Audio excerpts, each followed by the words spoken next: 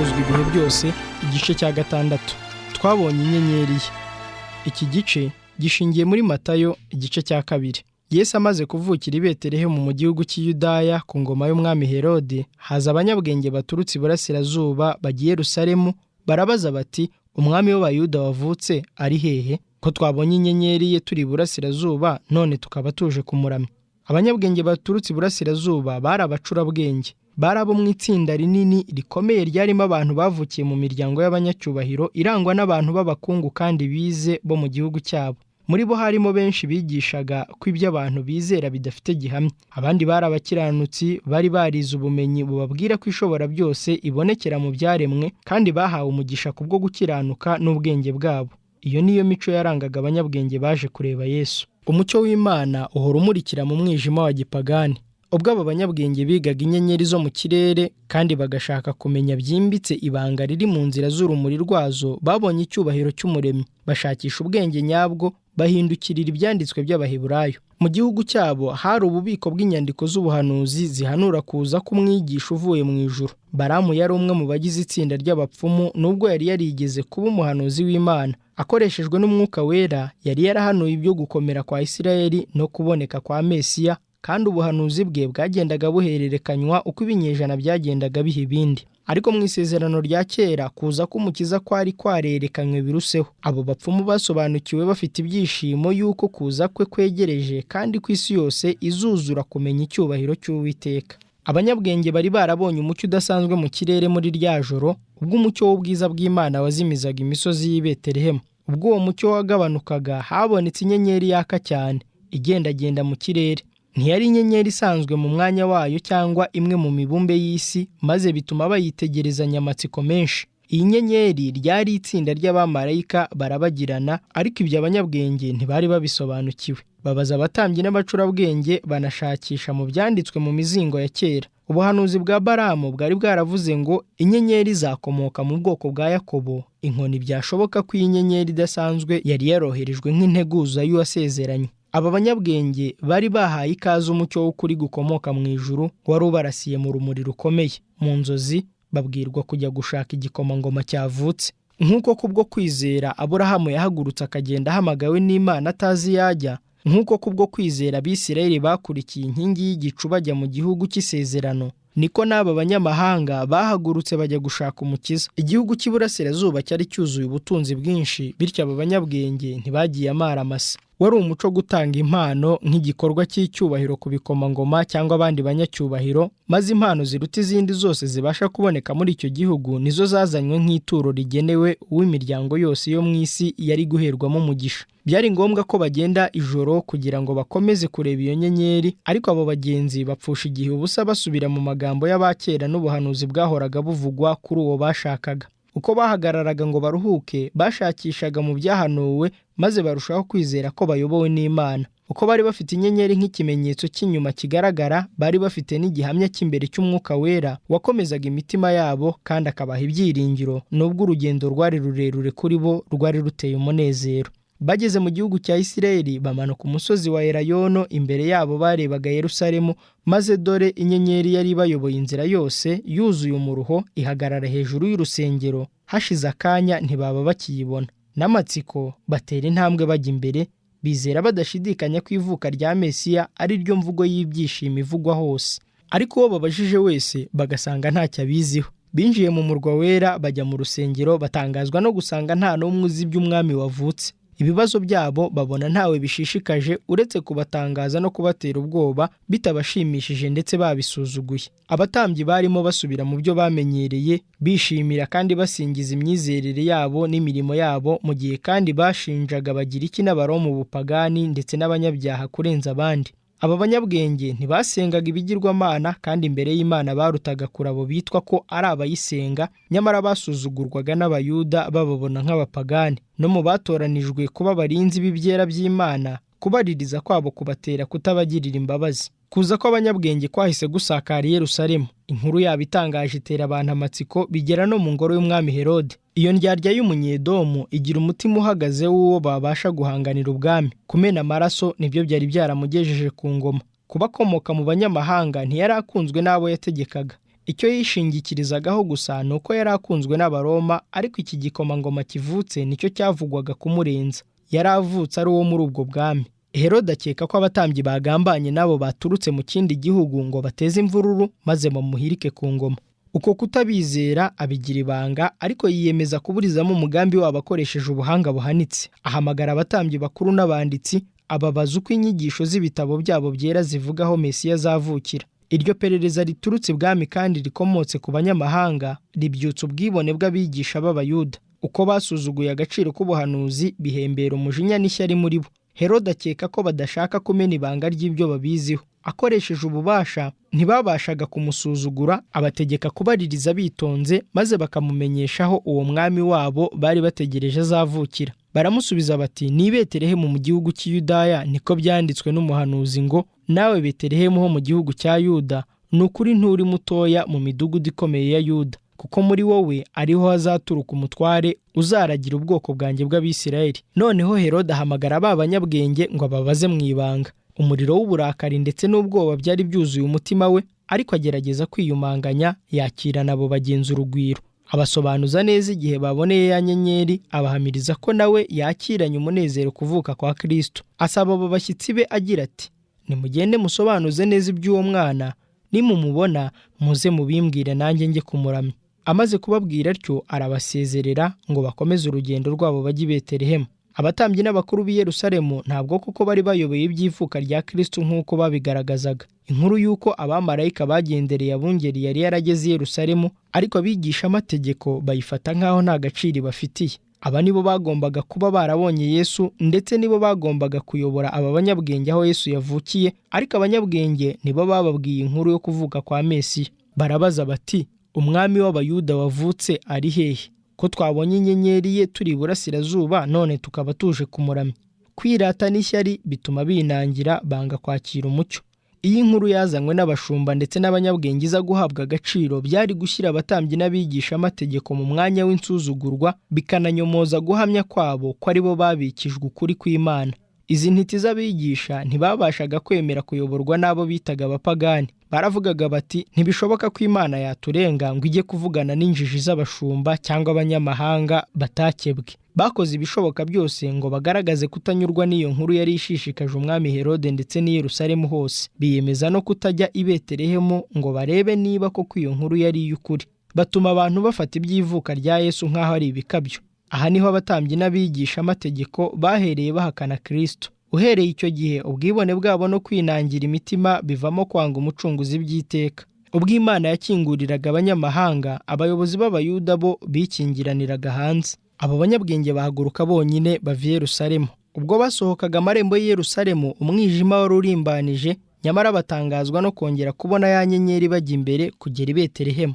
Ntabwo hari harigeze humvikana inkuru yo kwicisha bugufi nk'iyabwiwe abashumba ku bya Yesu. Nyuma y'urugendo rurerure baciwe intege no kwiyobagiza ko abayobozi b'Abayuda ndetse bava i Yerusalemu batagifite ibyiringiro nk'ibyo bari barinjiranye muri uwo murwa. Bageze i Betelehemu ntibigeze babona abarinzi b'ibwami barinda uwo mwami wavutse. Nta n'umwe mu banyacyubahiro b'isi bari bamuri hafi. Yesu yari aryamishijwe mu muvure, ababyeyi be, abaturage batigeze bagera mu ishuri, nibo bari abarezi be. Byashobokaga ko uyu ari we wanditsweho yuko ari we ugomba kuzahura urubyaro rwa Yakobo no kugarura abarokotse ba Isirayeli, kandi ngo abe umucyo wo kuvira abanyamahanga kugira ngo agakiza kagere ku mpera y'isi. Bageze mu nzu basangamo umwana hamwe na nyina Mariya, barapfukama baramuramya. Hirya yo kwicisha bugufi kwaranze Yesu, babashije kubona icyubahiro cy'Imana. Bamwegurira imitima yabo nk'umukiza wabo, bamutura amaturo y'izahabu n'icyome n'ishangi. Mbega kwizera bari bafite! Ibyavuzwe ku banyabwenge baturutse iburasirazuba bisa n'ibyavuzwe ku musirikare w'Umuroma.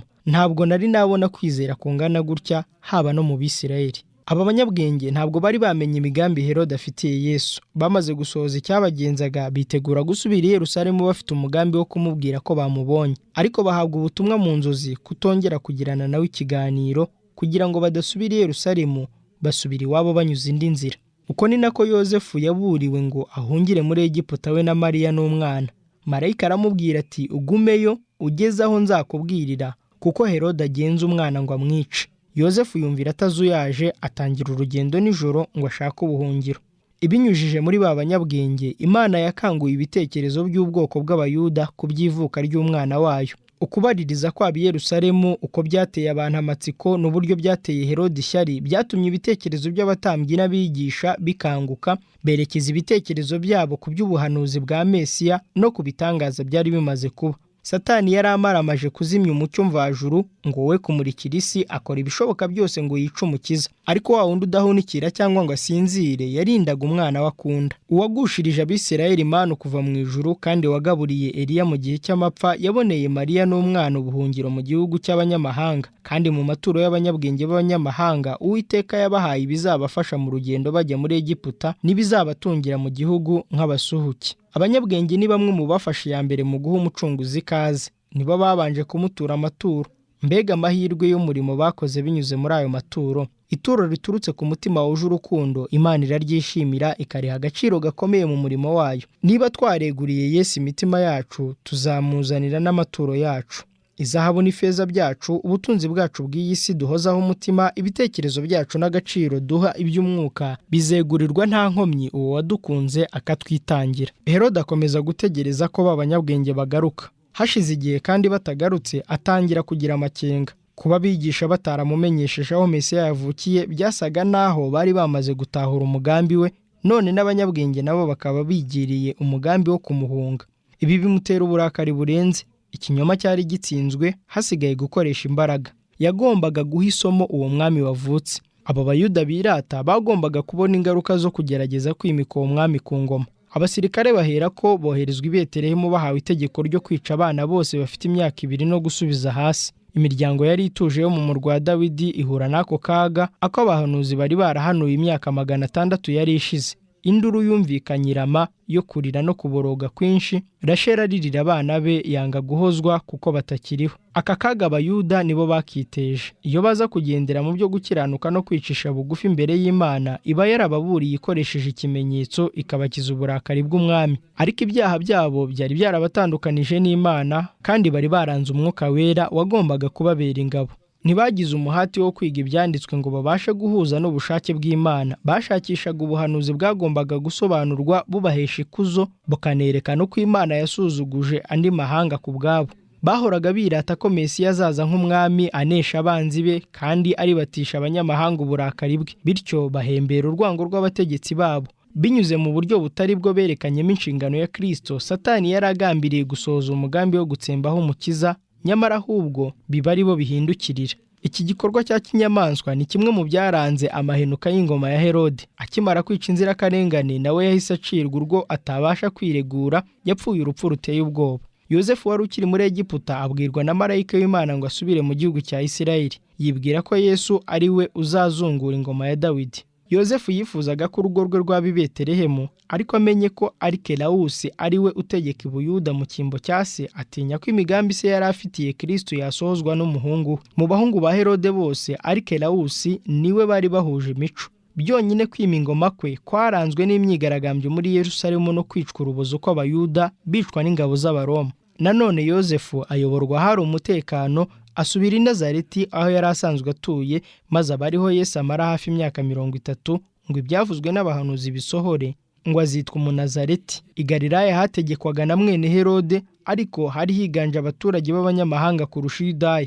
Niyo mpamvu nta wari witaye ku byerekeye Abayuda, kandi kuvuga ibya Yesu byasaga no gusembura ishyari ry'abari mu butegetsi. Uko niko Umukiza yakiriye ubwo yazaga kuri iyi si, byasaga naho nta buruhukiro cyangwa ubuhungiro bw'umucunguzi wari uvutse. Imana ntiyashoboraga kugirira icyizere abantu ngo ibashinganisheho umwana wayo, ndetse no mu gihe yari akomeje umurimo we wo kubakiza. Yatumye abamarayika kwita kuri Yesu no kumurinda kugeza ubwo arangije inshingano ye hano ku isi, maze agapfa yishwe n'abo yaje gucungura. Igice cya 7. Akiri umwana. Iki gice gishingiye muri Luka igice cya 2 umurongo wa 39, uwa 40 n'uwa 52. Ibihe byo mu bwana bwe ndetse no kubyiruka kwa Yesu yabimaze yibera mu cyaro gito kirangwa n'imisozi. Nta hantu na hamwe kuri iyi si hatari guheshwa ikuzo no kugendererwa nawe. Ingoro z'abami zari kugira amahirwe yo kumwakira nk'umushyitsi, ariko yahise ku ngo z'abakire, ingoro z'abakomeye n'ibyicaro bizwi by'abanyabwenge ngo ature ahatitabwagaho kandi hasuzuguritse i Nazareti. ibivugwa ku mibereho ye akiri umwana biratangaje. Nuko uwo mwana arakura, agwiza imbaraga, yuzuza ubwenge, kandi ubuntu bw'Imana bwari muri we. Mu mucyo w'ubuntu bw'Imana, Yesu akomeza kugwiza ubwenge, abyiruka ashimwa n'Imana n'abantu. Ibitekerezo bye byakoraga ndetse bikagera kure, afite ubushobozi n'ubwenge burenze imyaka ye, kandi imico ye yari myiza yose. Imbaraga z'ibitekerezo bye n'igihagararo bigenda bikura ku rugero, bikurikije amategeko agenga imikurire y'abana. Akiri umwana, Yesu yagaragaje uburyo bw'urukundo bwihariye bwerekana uwo ari we.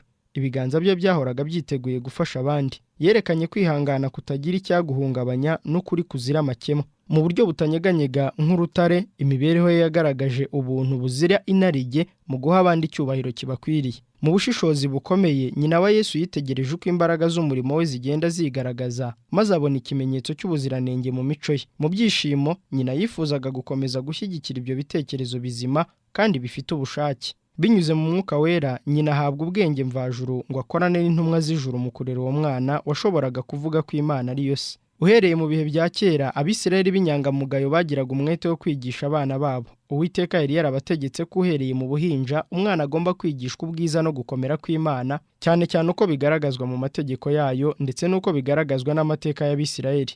Indirimbo, amasengesho n'inyigisho ziva mu byanditswe byagombaga gukoreshwa mu gukangura intekerezo. Ababyeyi bagombaga kwigisha abana babo ko amategeko y'Imana ari agaragaza imico yayo, kandi ko uko bemera kuyoborwa nayo, ishusho y'Imana igenda yinjira mu bwenge no mu bugingo bwabo. Inyigisho nyinshi zatangwaga mu buryo bw'amagambo gusa, ariko urubyiruko rwigaga no gusoma inyandiko z'Igiheburayo, bakigishwa n'ibivuye mu mizingo y'ibyanditswe byo mu Isezerano rya Kera. Mu gihe cya Kristo, umujyi cyangwa umurwa utarigishaga abana babo iby'iyobokamana wafatwaga nk'uwavumwe n'Imana. Nyamara inyigisho zari zimaze guhinduka izo ku magambo gusa. Ibitekerezo byari byarasimbuye ibyanditswe byera mu buryo burenze urugero. Inyigisho z'ukuri zagombaga kuyobora urubyiruko mu gushaka Imana, ngo ahari babashe kuyibona bakabakabye. Ariko abigisha b'Abayuda bitaye cyane ku by'imihango. Buzuzaga ubwenge bw'abigishwa inyigisho zitabafitiye umumaro kandi zitagombaga kugira icyo zibamarira mu ishuri riruta ayandi ryo mu ijuru.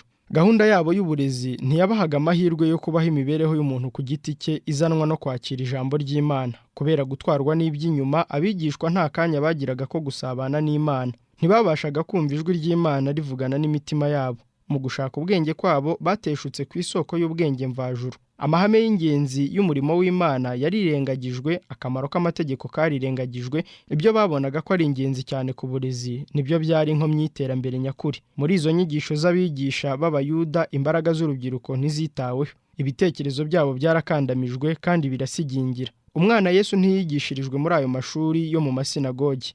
Nyina niwe muntu wabaye umwigisha we wa mbere. Yamwigishije iby'ijuru akoresheje amagambo ye n'ibiva mu mizingo y'ibitabo by'abahanuzi. Amagambo ye ubwe yabwiye Mose ngo ayabwire abana b'Isirayeli, ubu niyo yigishirizwaga ku mavi ya nyina. Uko yagendaga akura ava mu bwana aba umusore, ntiyigeze akenera amashuri y'abigisha b'Abayuda. Ntiyari akeneye inyigisho zikomoka ku bantu nk'abo, kuko Imana ariyo yari umwigisha we. Ikibazo cyabazwaga mu gihe cy'umurimo we ngo uyu yakuyeho ubu bwenge ko atigishijwe. Ntikerekana ko Yesu atari azi gusoma, ahubwo cyavugaga ko atahawe inyigisho z'abo bigisha. Ubwo yungutse ubwenge nk'uko natwe tubasha kubigenza, bitwereka ko ukuntu yimenyerezaga ibyanditswe bigaragaza uburyo mu gihe cy'ubwana bwe yitaye ku kwiga ijambo ry'Imana. Imbere ye hari harambuye inyigisho zikomeye z'imirimo ikomeye y'Imana. Uwari wararemye ibintu byose yigiye ku by'ukuboko kwe kwari kwaranditse ku isi, inyanja no mu kirere. Uretse gusa imibereho y'isi yanduye, hari ubumenyi bwinshi yungukiye ku byaremwe. Yize imibereho y'ibimera, iy'inyamaswa n'imibereho y'umuntu. Kuva mu bwana bwe yari afite intego imwe, imibereho ye yari iyo guhesha abandi umugisha. Ku bw'ibyo yifashishaga ibyaremwe. Uko yigaga imibereho y'ibimera n'iy'inyamaswa, yahoraga yunguka intekerezo nshya n'uburyo bushya bikinjira mu bwenge bwe. Yakomeje guharanira gukoresha urugero rw'ibigaragara ngo yerekane inyigisho zihoraho z'Imana. Imigani yakundaga gukoresha mu gihe cy'umurimo we ashaka kwigisha ukuri, igaragaza uko ibitekerezo bye hari icyo byungukiraga mu byaremwe n'uburyo hari ibyo yungukaga mu by'umwuka abivana mu mibereho ya buri munsi y'ibimuzengurutse. Bityo rero kuri Yesu, akamaro k'ijambo n'imirimo y'Imana byagendaga bisobanuka uko yageragezaga gusobanukirwa n'impamvu y'ibyo abona. Ibiremwa by'ijuru nibyo byamwitagaho, kandi umuco w'ibitekerezo biziranenge no gusabana nibyo byamurangaga. Uhereye mu itangiriro ry'ubwenge bwe, yakomeje gukurira mu buntu bw'Imana n'ubwenge bw'ukuri. Umwana wese abasha kunguka ubwenge nk'uko Yesu yabwungukaga. Uko dukomeza guharanira kumenyerana na Data wo mu ijuru binyuze mu ijambo rye, abamarayika bazatwiyegereza, intekerezo zacu zikomezwe, n'imico yacu yererezwe kandi itunganywe. Tuzarushaho gusa n'Umukiza wacu, kandi uko turushaho kwitegereza ubwiza n'ibitangaza byo mu byaremwe, intekerezo zacu zerekezwa ku Mana.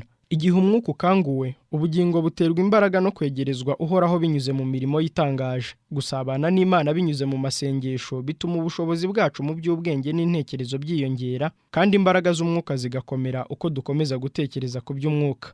Imibereho ya Yesu yari imibereho ifitanye ubumwe n'Imana. Akiri umwana yatekerezaga kandi akavuga nk'umwana, ariko nta nenge y'icyaha yigeze imurangwaho ngo yangize ishusho y'Imana muri we. Nyamara nta mwihariko yari afite wo kutageragezwa. Abaturage b'i Nazareti bari barabaye iciro ry'umugani ku bw'ibyaha byabo. Uburyo basuzugurwaga bigaragarira mu kibazo cya Natanayeli ngo, mbese i Nazareti hari icyiza cyahaturuka? Yesu yashyizweho imico ye yagombaga kugeragezwa. Byamusabaga guhora ari maso ngo arinde ukwera kwe. Yagombaga guhura n'intambara zose duhura nazo ngo abone kutubera urugero mu bwana, mu busore no ku bakuze. Satani yiyushya akuye ngo arebe ko yanesha uyu mwana w'i Nazareti. Kuva mu bwana bwe Yesu yarindwaga n'abamarayika bo mu ijuru, nyamara imibereho ye yahoraga ku rugamba irwana n'imbaraga z'umwijima kugira ngo habashe kuboneka umuntu kuri iyi si utarandujwe n'icyaha cyari nk'igitutsi n'igitangaza ku mutware w'umwijima. Ntacyo atakoze ngo agerageze kandi yigarurire Yesu. Nta mwana w'umuntu uzigera ahamagarirwa kugira imibereho izira inenge ari mu ntambara y'ibigeragezo nk'uko byagendekeye Umukiza wacu. Ababyeyi ba Yesu bari abakene kandi batungwaga no kwiyuha kuya bya buri munsi. Yari amenyereye ubukene, kwibabaza no kutabona ibyo akeneye. Iyi mibereho kuri we yari ingabo imukingira. Mu mibereho ye yuzuye guhihibikana, nta gihe cy'imfabusa yigeze aha ibyamushuka. Nta gihe cy'imfabusa yigeze akingurira ibyakwangiza imibereho ye. Uko bishoboka kose yakinze amarembo yose umushukanyi yanyuramo. Inyungu cyangwa ibinezeza, kogezwa cyangwa guhinyurwa, byose nta cyashoboraga kumutera kwifuza gukora icyaha.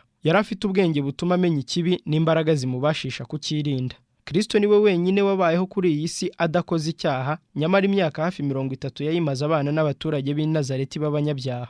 Iki ni icyigisho gikomeye ku batekereza ko bigomba guterwa n'aho utuye, amahirwe ugira cyangwa imigisha kugira ngo ubone kubaho imibereho izira inenge. Ibigeragezo, ubukene, ibyago byiyungikanya nibyo bikoresho dukeneye kugira ngo tubashe gukura no gukomera mu by'umwuka. Yesu yarerewe mu rugo rwa gikene kandi agakiranuka, ndetse akanezezwa no gusohoza uruhare rwe mu kwita ku ngorane z'urwo rugo. Uwahoze ari umugaba w'ingabo zo mu ijuru, abamarayika bishimira kumva ijambo rye, ubu yari abaye umugaragu uganduka, umwana ukunda kandi wumvira.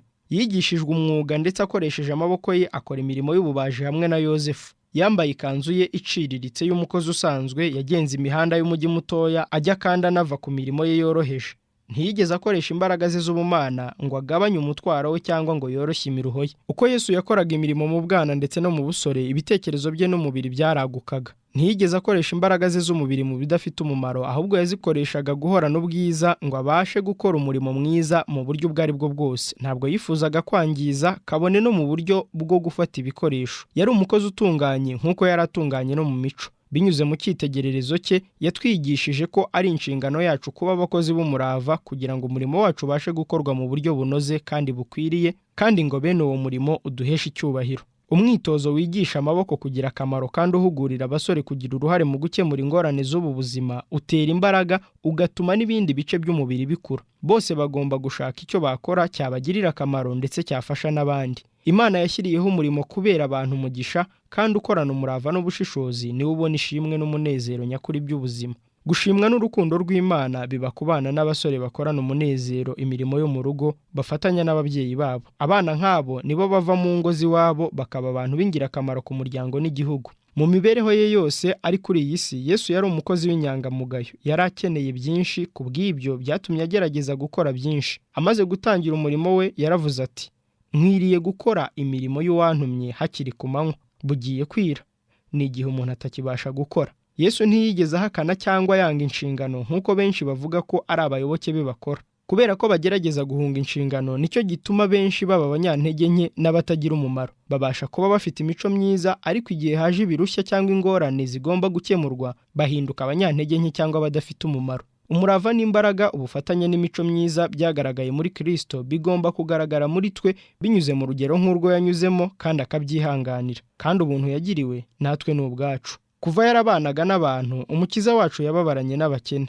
kubera ibyo yanyuzemo, azi ibyo bakeneye n'ingorane zabo, niyo mpamvu yabashaga guhumuriza no gukomeza abakozi boroheje bose. Abasobanukiwe by'ukuri n'inyigisho z'imibereho ya Yesu ntibazigera bumva ko hagomba kubaho gutandukanya abantu mu nzego ngo abakire bahabwe icyubahiro kubarutisha abakene. Yesu yakoranye umurimo we umunezero n'ubushishozi. Bisaba kwihangana kwinshi no gufashwa n'Umwuka w'Imana kugira ngo uzane imyizerere ya Bibiliya mu mibereho yo mu rugo n'aho ukorera. Kwihanganira ibirushya mu mirimo yo mu isi, nyamara ugakomeza guhanga amaso guhesha Imana icyubahiro. Aha niho Yesu yari umufasha. Ntabwo yatwarwaga n'iby'isi ngo abure umwanya wo gutekereza ku by'ijuru.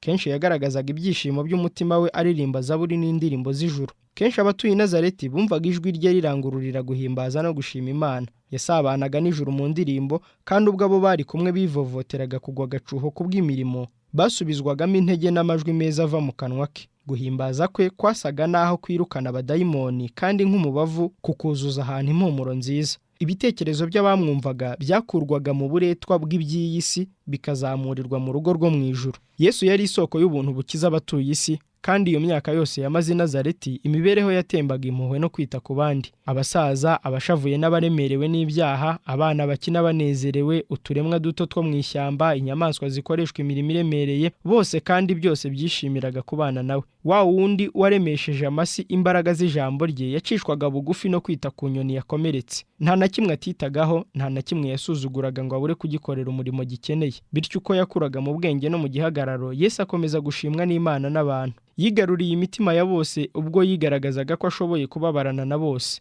Imibereho irangwa n'ibyiringiro n'ubutwari byamurangaga byatumye abera umugisha buri rugo, kandi ibihe byinshi igihe yabaga ari mu isinagogi ku munsi w'isabato yasabwaga gusoma isomo riva mu nyandiko z'abahanuzi, maze imitima ya benshi kuzura umunezero ubwo bungukaga umucyo mushya mu magambo bamenyereye yo mu byanditswe byera. Nyamara Yesu yangaga kwigaragaza. Imyaka yose yamaze i Nazareti ntiyigeze ashaka kugaragaza imbaraga ze z'ibitangaza. Ntiyigeze ashaka umwanya w'icyubahiro cyangwa izina ry'icyubahiro. Ubuzima bwe butuje kandi bworoheje n'ukuntu ibyanditswe bitavuga iby'imibereho yakiri umwana bifite icyigisho gikomeye. Ubuzima butuje kandi bworoheje bw'umwana buzira ibiburangaza byo hanze, ahubwo bufitanye ubumwe n'ibyaremwe, nibwo bukenewe mu mubiri no mu mbaraga z'ibitekerezo n'imikurire mu by'umwuka. Yesu niwe cyitegererezo cyacu. Hari benshi bibanda cyane ku murimo we yakoze ku mugaragaro, nyamara bakirengagiza inyigisho zo mu myaka ye y'ubuto. Ariko mu gihe cy'ubwana niho abera urugero abandi bana ndetse n'abasore. Umukiza yigize umukene kugira ngo abashe kutwigisha uko tugomba kwicisha bugufi ngo tugendane n'Imana. Yabereyeho gushimisha, kubaha no guhimbaza se mu mibereho isanzwe y'ubu buzima.